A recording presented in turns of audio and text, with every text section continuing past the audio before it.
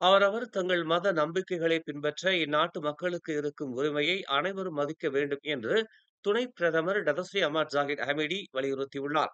பல்லின மக்களுக்கிடையில் நிலவும் நல்லிணக்கத்தை கட்டிக்காக்க இது அவசியம் என்று அவர் எடுத்துரைத்தார்.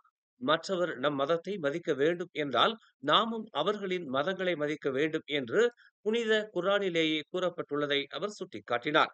எனவே மத விவகாரங்களை முன்வைத்து மலேசியர்கள் தங்களின் ஒற்றுமையை சீர்குலைத்து விடக்கூடாது என்று அம்னோ தலைவருமான ஜாகிட் கேட்டுக் கொண்டுள்ளார்.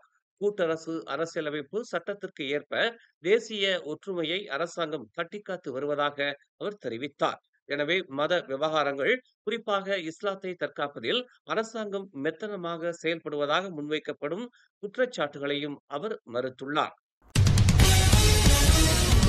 பிரதமர் டதஸ்ரீ அன்வார் இப்ராஹிம் மலேசியாவுக்கான அமெரிக்க தூதர் எட்கார் டி காகனை நேற்று மாலை புத்ராஜயாவில் மரியாதை நிமித்தமாக சந்தித்தார். அங்கு அவர்கள் இரு நாடுகளுக்கும் இடையிலான நீண்டகால இருதரப்பு உறவுகள் குறித்து விவாதித்தனர். இக்கலந்துரையாடலில் பொருளாதாரம் மற்றும் தொழில்நுட்ப ஒத்துழைப்பு, குறிப்பாக ஹலால் சான்றிதழ் உட்பட பரஸ்பர ஆர்வமுள்ள பகுதிகளில் கவனம் செலுத்தப்பட்டதாக அன்வார் தமது முகநூல் பதிவில் குறிப்பிட்டுள்ளார்.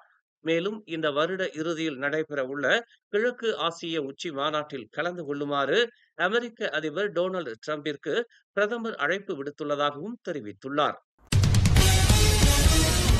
உள்நாட்டு வாணிபம் மற்றும் வாழ்க்கை செலவின அமைச்சு மேற்கொண்ட ஓப்ஸ் சம்பூர் சோதனை நடவடிக்கையில் 300 அரிசி மூட்டைகளை பறிமுதல் செய்தனர். அரிசி மூட்டைகளை தயாரிக்கும் மற்றும் உற்பத்தி செய்யும் 213 வளாகங்களில் இச்சோதனை மேற்கொள்ளப்பட்டதாக தெரிவிக்கப்பட்டுள்ளது. 48 வளாகங்கள் தொடர்பில் மொத்தம் 48 விசாரணை கோப்புகள் திறக்கப்பட்டுள்ளதாகவும் அந்த அமைச்சின் அமலாக்கத்துறையின் தலைமை இயக்குனர் டத்தோ ஆஸ்மான் அடாம் தெரிவித்தார். கைப்பற்றப்பட்ட அரிசியின் மதிப்பு 15,320 வெள்ளி 40 காசு என்று மதிப்பிடப்பட்டுள்ளது. ஆய்வுக்காக மலேசிய விவசாய ஆய்வியல் மற்றும் மேம்பாட்டு கழகமான மார்டி, உயிரியல் தொழில்நுட்பம் நானோ டெக்னாலஜி ஆய்வு மையத்திற்கும் வேதியியல் ஆய்வுத்துறைக்கும் அனுப்பப்பட்டுள்ளது என்று நேற்று நடைபெற்ற செய்தியாளர்கள் கூட்டத்தில் அவர் தெரிவித்தார். நிமோனியா காய்ச்சலினால் கடந்த ஆண்டு மலேசியாவில் 18,181 பேர் உயிரிழந்துள்ளனர். மருத்துவ ரீதியில் உறுதிப்படுத்தப்படும் மொத்த மரணங்களில் இது 15.2 விழுக்காடாகும் என்று தெரிவிக்கப்பட்டுள்ளது. ஆயினும் நிமோனியாவை சாதாரண சளி காய்ச்சல் என்றே பலரும் கருதி வருவதாக மலேசிய நுரையீரல் அறக்கட்டளையின் தலைவர் பேராசிரியர் டாக்டர் ரோஸ்லினா அப்துல் மனாப் தெரிவித்துள்ளார். ஸ்ட்ரெப்டோகோக்கஸ் எனும் கிருமிகளால் உண்டாக்கப்படும் நிமோனியா காய்ச்சல் உயிருக்கு பாதிப்பை ஏற்படுத்தக்கூடியது என்று அவர் சுட்டிக்காட்டினார். நுரையீரலில் தொற்றை ஏற்படுத்தக்கூடிய அந்த வகை கிருமிகள் விரைவாக பரவக்கூடியது என்றும் அவர் எச்சரித்தார்.